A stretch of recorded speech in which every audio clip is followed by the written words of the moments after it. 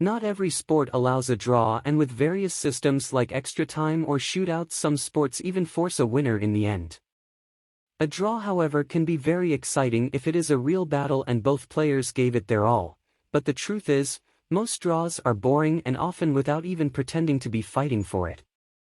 So should a draw in chess be allowed or not, and how to avoid a draw? Just as any sport, chess is a sport full of traditions and changing anything is hard. But we like a challenge, and we should start by making boring or quick draws impossible. More and more often we see tournaments where quick draws are restricted, for example by not allowing it before move 30, but the real problem is not the number of moves but the fighting spirit of the players. Also, for the last rounds you see a lot of draws if that is mutual beneficial to both players, or when one player with the better position only needs a draw and is too scared to play it out for the win. Here is an example when the white player only needed a draw to win the match, but from a superior but complex position, opted to chicken out and exchanged all pieces to get into an even endgame that quickly ended in a draw. White is a pawn up, and instead of using that advantage to press for the win, white used this to force the pieces of the board and get to a risk-free endgame, and a couple moves later the cowardly threefold repetition appears on the board where white could still be pressing for the win, but because a draw was enough for the match, there was no need for it within the current rules of chess. In the previous video we discussed how to get rid of the quick threefold repetition draws, but we should go the extra mile and add a new restriction to a draw offer. There should be a mandatory arbiter consult that must approve any draw offer, and if the arbiter doesn't judge the position as a very easy draw, then the draw offer is automatically declined.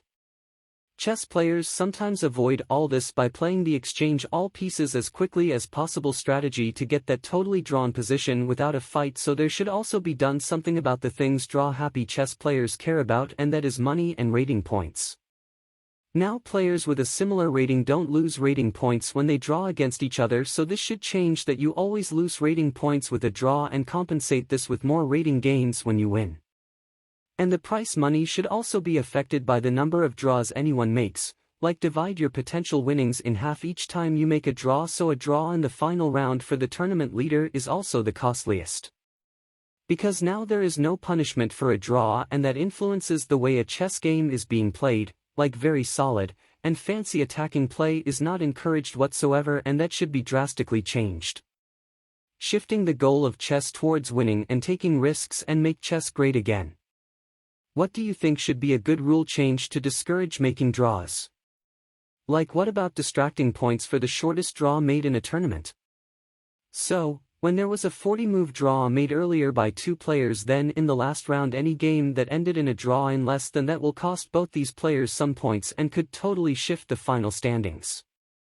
Hopefully someone will notion that boring chess is bad for the sport and the only way forward is crazy attacking games, and then chess might still have a bright future. Please like this video and subscribe to the channel for more updates and help save chess.